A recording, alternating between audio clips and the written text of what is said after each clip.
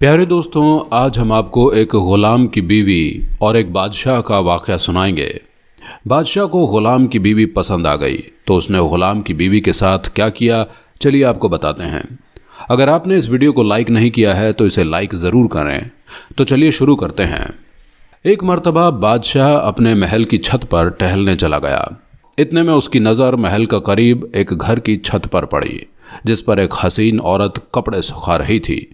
बादशाह ने अपनी बांदी को बुलाकर पूछा, ये किसकी बीवी है? बांदी ने कहा, यह आपके ग़ुलाम फ़िरोज़ की बीवी है।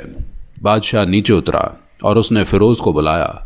फ़िरोज़ हाजिर हुआ तो बादशाह ने कहा, फ़िरोज़, हमारा एक काम है, हमारा यह ख़त फ़ला मुल्क के बादशाह को देकर आओ और उसका जवाब भी उनसे लेकर आना। फ़िरोज़ ख़त लेकर वापस घर गया, ख़त को अपने तकिए के नीचे रख दिया और सफ़र का सामान तैयार किया। रात घर में गुजारी और सुबह को रवाना हो गया।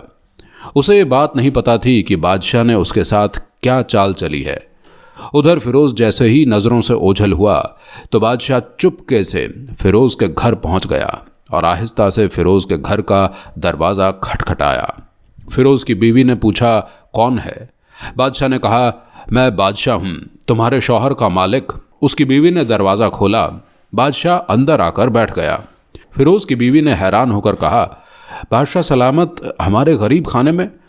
बादशाह ने कहा, मैं यहाँ मेहमान बनकर आया हूँ। फ़िरोज़ की बीवी ने बादशाह का मतलब समझकर कहा, मैं अल्लाह की पनाह चाहती हूँ आपके इस तरह से आने से जिसमें मुझे खैर नज़र नहीं आ रही है। बादशाह ने गुस्से में कहा, ऐ लड़की, तुम क्या कह रही हो? शायद तुमने मुझे पहचाना नहीं। मैं बादशाह हूँ, तुम्हारे शौहर का मालिक। फ़िरोज़ की बीवी ने कहा, मैं जानती हूँ कि आप बादशाह हैं, लेकिन बुज़ुर्ग कह गए हैं कि शेर को अगरचे कितनी भी भूख लगी हो लेकिन वो मुर्दार तो खाना शुरू नहीं कर देता। और ऐ बादशाह सलामत, तुम उस कटोरे में पानी पीने आ गए हो जिसमें तुम्हारे कुत्ते ने पानी पिया है।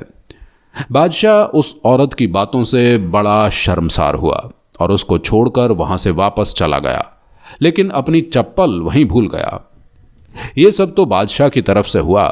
उधर फ़िरोज़ को आधे रास्ते में याद आया कि जो ख़त बादशाह ने उसको दिया था वो तो घर पे ही भूल आया है। उसने घोड़े को तेज़ी से वापस मोड़ा और अपने घर की तरफ आने लगा। फ़िरोज़ अपने घर पहुंचा तो तकिए के नीचे से ख़त निकालते वक्त उसकी नज़र पलंग के नीचे पड़े बादशाह के चप्पल पर पड़ गई जो बादशाह उसी के घर में भूल गया था। फ़िरोज़ का सर चकरा कर रह गया।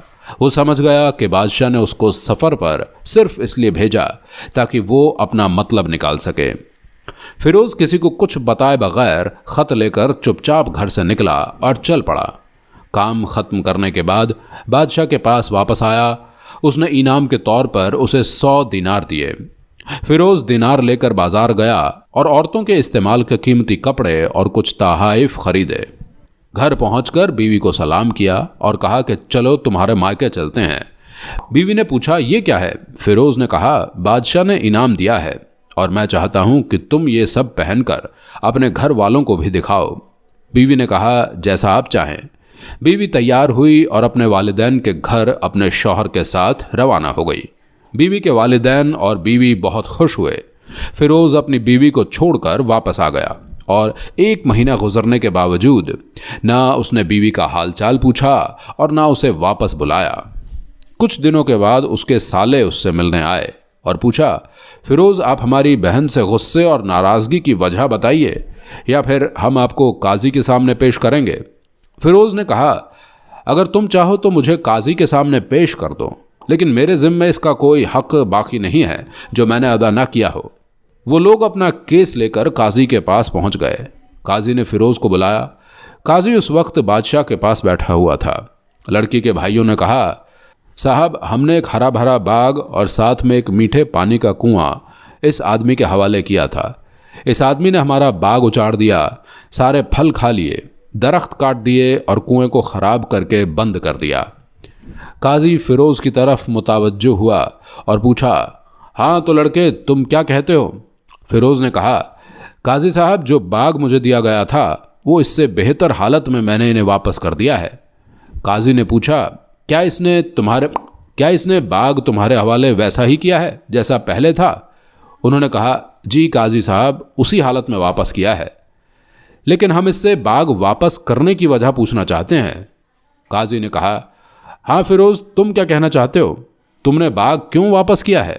फिरोज़ ने कहा, काजी साहब, मैंने बाग किसी नफ़रत की वजह से नहीं छोड़ा, बल्कि इसलिए छोड़ा है कि एक दिन मैं बाग में आया तो मैंने शेर के पंजों के निशान देखे, तो मुझे खौफ हुआ कि शेर मुझे खा जाएगा। इसलिए शेर की वजह से मैंने बाग में जाना बंद कर दिया। बादशाह जो टेक लगाए ये सब कुछ सुन रहा था, वो उठकर बैठ गया और कहा, फिरोज़, अपने बाग की तरफ मुत्तमईन होकर वापस पलट जाओ। इसमें कोई शक नहीं कि शेर तुम्हारे बाग में आया था, लेकिन वहां वो ना तो कोई असर छोड़ सका और ना ही कोई पत्ता तोड़ सका और ना ही कोई फल खा सका। शेर तुम्हारे बाग में थोड़ी देर तक रहा और मायूस होकर वापस लौट गया।